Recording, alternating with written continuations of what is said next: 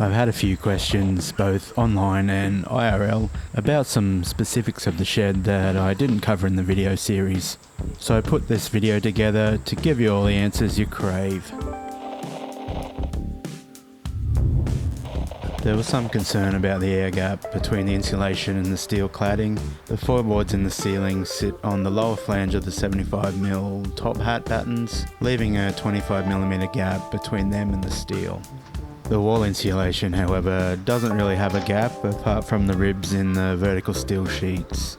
Some were concerned about the moisture in the walls, and well, that may become an issue, so I'll take a sheet off the wall and check on that.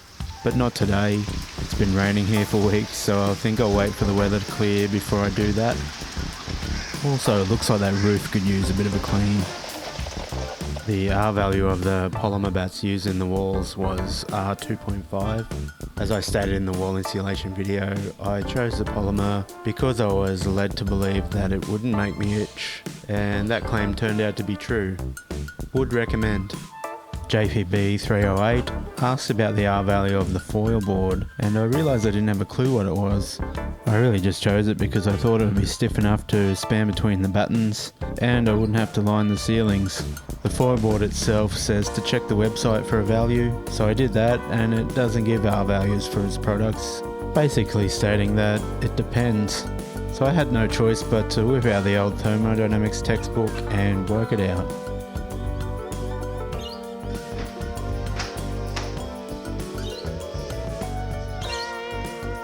The formula for thermal conductivity, or R value as it's known in the construction industry, is R equals delta X over K, where delta X is the thickness of your material and K is the material's thermal conductivity value. In my case, the foil board is 50mm or 0.05 meters, since the value must be in standard international units. My textbook gave the thermal conductivity value for styrofoam as 0.036, and this is in watts per meter Kelvin, but the units don't really matter. These values have been obtained by experiment and recorded for engineers to use for just this purpose. If we divide these numbers, we'll get an R value for the foil board, but to get an overall picture, the R value of the air gap must be added to the foil boards. I suspect this is why the Foilboard website doesn't give R values, because this value by itself isn't that impressive and the air gap really makes a difference. So let's work that out. There's a 25mm air gap and the K value for air is 0.026. If we divide them, we'll get 0.96, which we can add to the Foilboard value to get the overall R value. Out of curiosity, I found the R value of the ColourBond roof sheet, which came out to be near 0. So let's add them all together to get the final R value for the arrangement I have. R2.35 looks better when rounded up to 2.5, so I'm going to call it that. Where I live, the recommended R value for your house is between 3 and 4, so R2.5 is good enough for me. If you want to increase your R value using foil board, you could increase the air gap with some framing. For example, a 25mm frame below the roof battens and using thinner 40mm foil board would bring your value up significantly to R equals 5.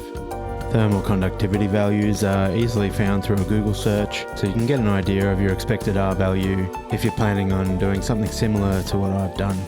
Keep in mind that if you're somewhere that doesn't use metric, your R values will be wildly different to what is used in Australia. Lastly, on insulation, I was asked if the foil boards were fluttering a bit when the wind got up. They were in fact, so I ran some foil insulation tape along each side of the steel battens to keep them in place before finishing the trim, but I didn't get that on film. You may have noticed that there are no power points or lights in the shed. That is still true as of now. We've had heaps of quotes from electricians to wire up the shed. They all seem super expensive, but we found the man for the job and have accepted his quote. I'm hoping he'll allow me to at least get a time lapse of the installation. I ran a conduit during the backyard cleanup in anticipation of the shed being wired up. Can't wait.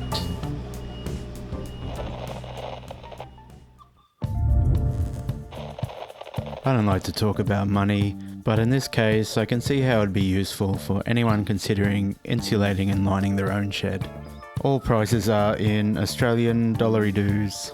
The first thing I did once the shed was up was to paint the floor with an epoxy coating while there was nothing in the way. I used this kit from Dyemark that ended up being pretty good and includes etch cleaner and the little coloured flakes that are sprinkled on top.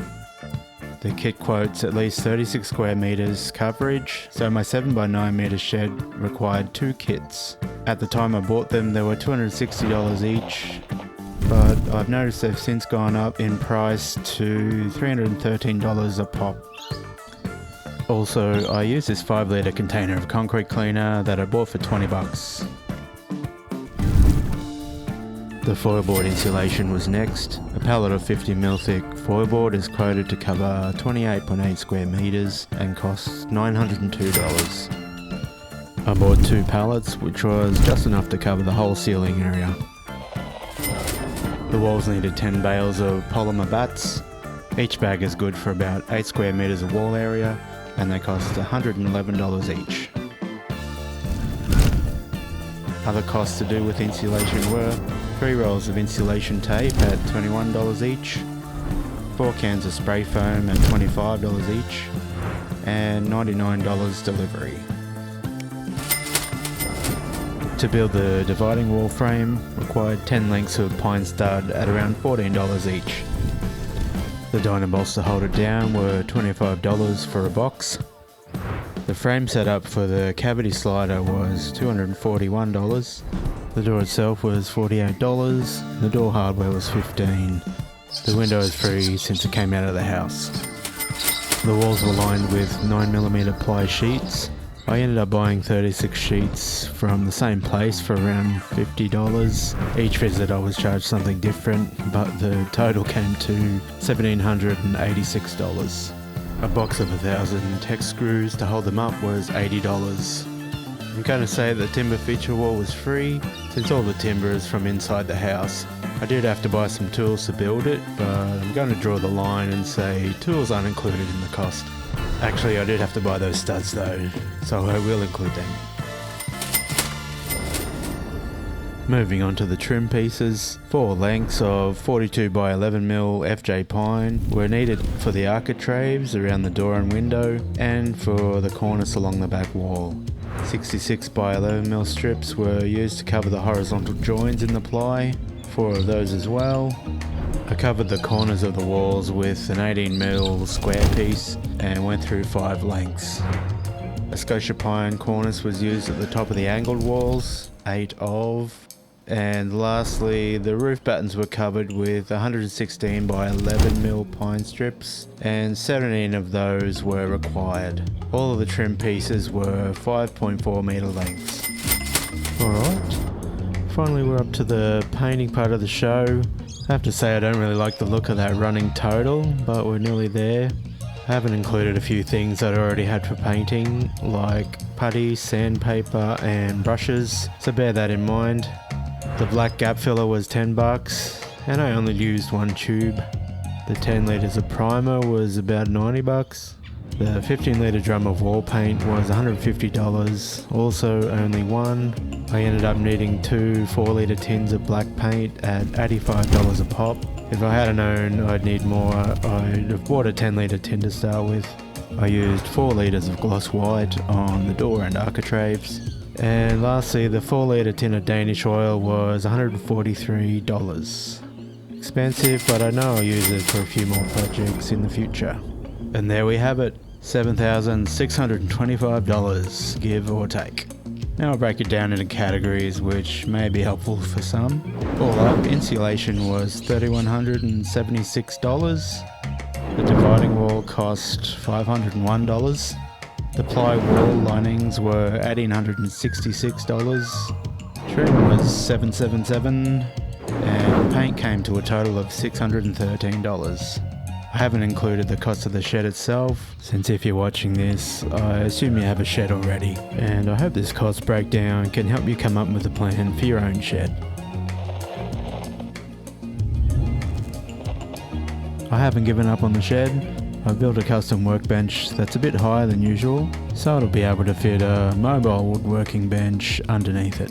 Both workbenches will be the subject of future videos. I've put in a few storage items that I'll probably compile into a video as well. But the big thing I've been working on is a 3D animated presentation that illustrates all the plans I have for the future of the shed and everything that will live inside it. This one's been a long time coming and there's still some work to do, so if you've enjoyed the shed videos, I hope you'll come back and see what's in store in the future at Lennox Design. Thanks for watching to the end, I really appreciate it. If you liked the cut of my jib and reckon I deserve a beer for my troubles, check out my PayPal link in the description to make a one-off donation. Also, if you're in the market for some reasonably priced gear for photography and videography, click my affiliate link with NEEWER and check out their wares.